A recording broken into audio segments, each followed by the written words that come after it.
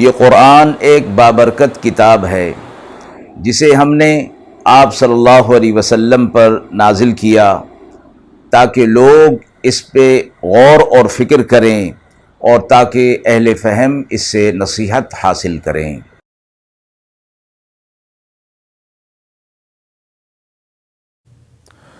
بسم اللہ الرحمن الرحیم۔ السلام علیکم ورحمۃ اللہ وبرکاتہ۔ ناظرین کرام، درس قرآن مجید کے آج کے اس پروگرام میں ہم سورۃ المومنون کی آیت نمبر 31 تا 41 کا ترجمہ اور تفسیر پیش کر رہے ہیں، اور آخر میں پوچھے گئے سوال کا جواب ہوگا۔ اعوذ باللہ من الشیطان الرجیم، بسم اللہ الرحمن الرحیم۔ ثم انشأنا من بعدهم قرنا آخرین فأرسلنا فيهم رسولا منهم أن اعبدوا الله ما لكم من إله غيره أفلا تتقون۔ وقال الملأ من قومه الذين كفروا وكذبوا بلقاء الآخرة وأترفناهم في الحياة الدنيا ما هذا إلا بشر مثلكم يأكل مما تأكلون منه ويشرب مما تشربون وَلَئِنْ أَطَعْتُمْ بَشَرًا مِثْلَكُمْ إِنَّكُمْ إِذًا لَخَاسِرُونَ أَيَعِدُكُمْ أَنَّكُمْ إِذَا مِتُّمْ وَكُنْتُمْ تُرَابًا وَعِظَامًا أَنَّكُمْ مُخْرَجُونَ هَيْهَاتَ هَيْهَاتَ لِمَا تُوعَدُونَ إِنْ هِيَ إِلَّا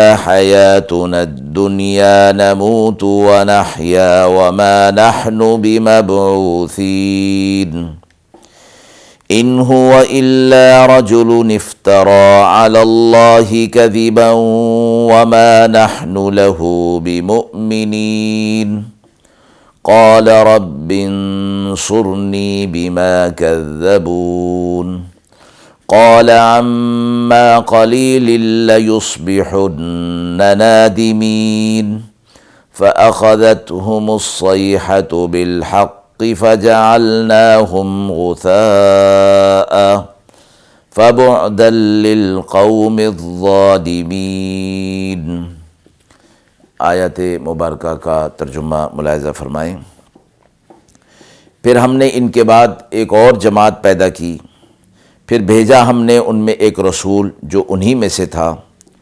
اس نے کہا، اللہ کی عبادت کرو، اس کے سوا تمہارا کوئی معبود نہیں، کیا تم ڈرتے نہیں؟ سردار بولے اس کی قوم کے جو کافر تھے اور آخرت کو جھٹلاتے تھے، اور آرام دیا تھا ہم نے ان کو اس دنیا کی زندگی میں۔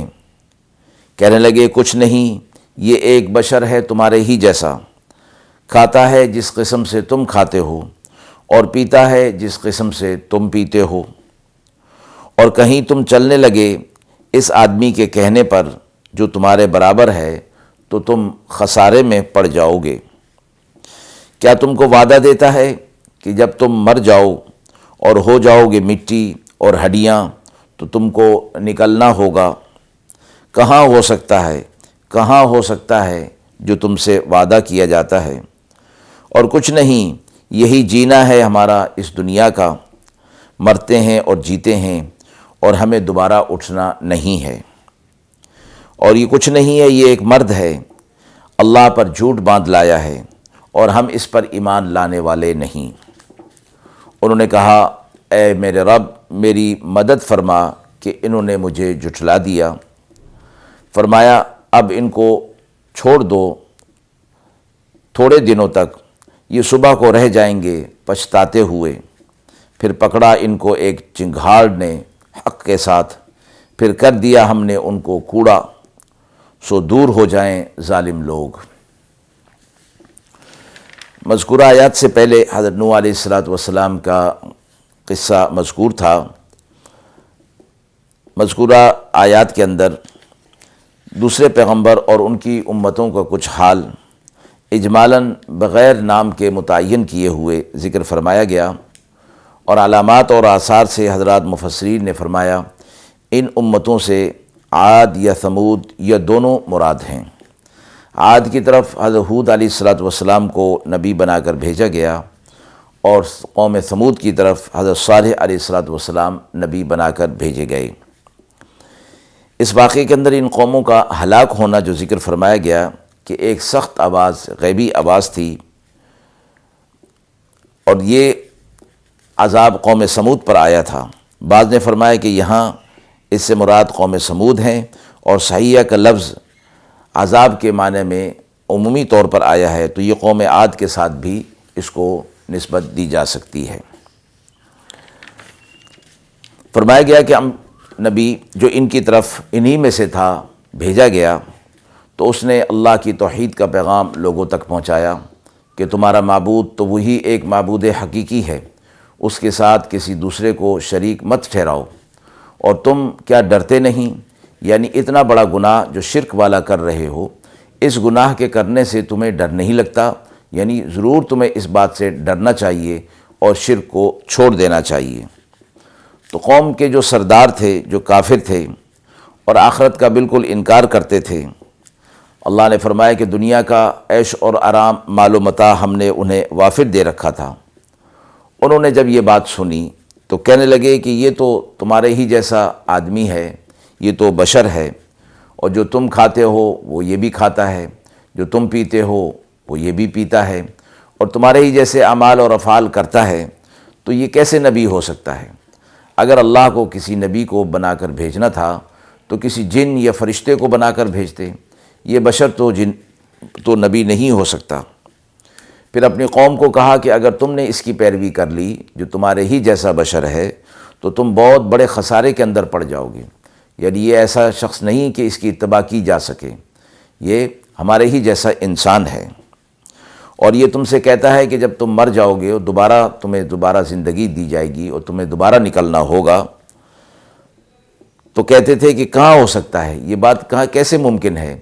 جو وعدہ تم سے کیا جاتا ہے یہ بالکل ہونے والا نہیں ہے، اور کہتے تھے کہ یہی ہماری دنیا کا جینا ہے، اور یہی جو مرنا ہوتا ہے، اور اس کے بعد دوبارہ ہمیں نہیں اٹھایا جائے گا، بلکہ ہم بس یہیں فنا ہو جائیں گے۔ اور یہ ایک مرد ہے، بشر ہے، اللہ پر اس نے جھوٹ بات کر دی ہے کہ اللہ نے مجھے نبی بنا کر بھیجا ہے، اس بات کو اللہ کی طرف نسبت کر کے یہ جھوٹ باندھ رہا ہے، اور ہم اس پر ایمان نہیں لائیں گے۔ جب قوم نے ہر طرح سے انکار کر دیا اور وقت کے نبی نے اپنی طرف سے حجت پوری کر لی، تو اللہ کی طرف رجوع فرمایا اور فرمایا کہ اے میرے رب، میری مدد فرما کہ ان لوگوں نے مجھے جھٹلا دیا۔ میں نے ہر طرح سے کوشش کی، لیکن یہ لوگ کسی طرح بھی آمادہ نہیں ہو رہے۔ اللہ نے فرمایا کہ بس اب تھوڑا وقت ہے، اور صبح کو یہ پچھتا رہے ہوں گے کہ عذاب کا فیصلہ ان کے لیے ہو چکا۔ پھر ان کے لیے ایک بڑی چنگھاڑ تھی، ایک تیز آواز تھی، اور پھر ان کو نیست و نابود کر دیا گیا، صفحہ ہستی سے مٹا دیا گیا، اور فرما دیا گیا کہ ظالم لوگ اللہ کی رحمت سے دور ہو گئے اور عذاب کے اندر مبتلا ہو گئے۔ آیت کے حوالے سے سوال پوچھا گیا ہے کہ قیامت کے منکر دوبارہ زندہ ہونے کا سن کر کیا کہتے تھے؟ مذکورہ آیات کے اندر بھی اور قرآن مجید کی دیگر آیات کے اندر جو آخرت کے حوالے سے فرمایا گیا کہ تمہیں دوبارہ زندہ کیا جائے گا، اور اللہ کو یہ دوبارہ زندہ کرنا کوئی مشکل نہیں ہے۔ اللہ کی ذات وہی ہے جس نے تمہیں پہلی بار پیدا کیا، اور پھر وہ دوبارہ بھی پیدا کرے گا۔ اس موضوع کو، اس مضمون کو قرآن مجید کے اندر مختلف انداز میں پیش کیا گیا، اور پچھلی اقوام کی طرف سے جو ایک بڑا اعتراض ہوتا تھا اور شبہ ہوتا تھا، اس حوالے سے بھی ان کا یہ شبہ ذکر کر کے اس کا جواب دیا گیا۔ کفار کہا کرتے تھے کہ دنیا کی زندگی کے علاوہ اور کوئی زندگی نہیں، بس یہی جینا ہے اور یہی مرنا ہے، اور یہ کیسے ہو سکتا ہے کہ ہم مٹی کے اندر مل جائیں اور ہماری ہڈیاں مٹی کے اندر مل جائیں اور ہم دوبارہ زندہ ہو جائیں؟ یہ قول کفار کا تھا، یہ قیامت کے منکر تھے، اور نہیں جانتے تھے کہ یہ دوبارہ زندگی آنے والی ہے، حضرات انبیاء کرام ان کو اس کی طرف متوجہ کرتے رہے، اور یہ فکر کی چیز ان کے لیے ان کو فکر پر آمادہ نہیں کر سکی، یہاں تک کہ اللہ رب العزت نے انہیں عذاب کے اندر مبتلا کر دیا۔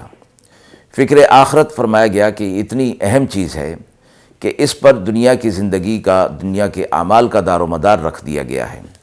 چونکہ یہ ایمانیات میں سے ہے، مشاہدہ اس کا نہیں ہو سکتا، اس لیے اس کو اسی طرح ہی ایمان لانا اس کے لیے اس پر ضروری ہے کہ ہم اس زندگی کے اندر ہیں، اللہ ہمیں موت دے گا اور پھر قیامت کے دن دوبارہ زندگی عطا فرمائے گا۔